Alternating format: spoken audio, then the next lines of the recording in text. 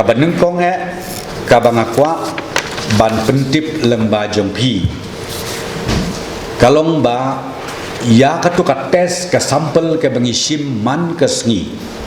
haduk menek lapoi ke total ar hajar ar spa praponyo ngut bat ke report ke bengilayo kabalong negatif kalong ar hajar sispa nyo po prangut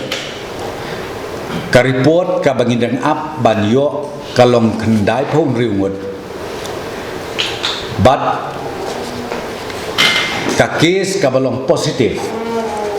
menta kala kiu khat lai ngut iwei la khla sipongut ki la khlai but arngut ki long active case arngut active case iwei de itu ibala don lepa ibang la dep test sausin lam skin kong ngendang test biang ya i but iwei pat ibang idang shuyo ya report menne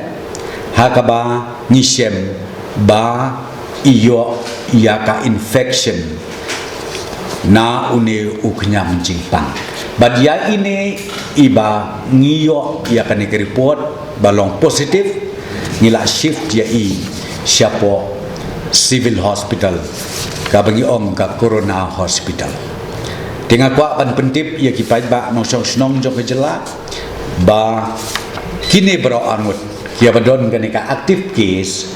kia syak kia klan kambormet kabor phat jongki kabit kabiang ban ngimdei ban septing ngimdei ban smith ngimdei ban ong balasi kan jingpang kala jia biang kalawan biang sangi namar bakane kajing jia khamtam ya ini wei ibangidang syo ya ka positif menne kidei nakaju katmei kaba kitu baro khat angut kiyo ya uneu knyang jingpang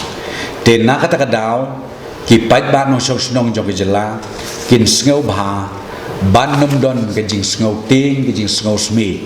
te hrei habanga ong kumta ni don kamru ban sumar bha ya ladi katum ke jing ptha garpang na ka health department bat na kaliang ke sarkar na kapor syakapor hakwidei bat kitiar kitar yada ka PPE mentang yo silak saupon reu hajar reu spa prap reungut ka N95 mas niyo silak laifu prahajar nyus pa arpon reu kini ki ply mas ki 3 ply mas niyo reu lak lai pawajar teli kata kadai ka benengkong ka jing pentip syaki pajba nong song snong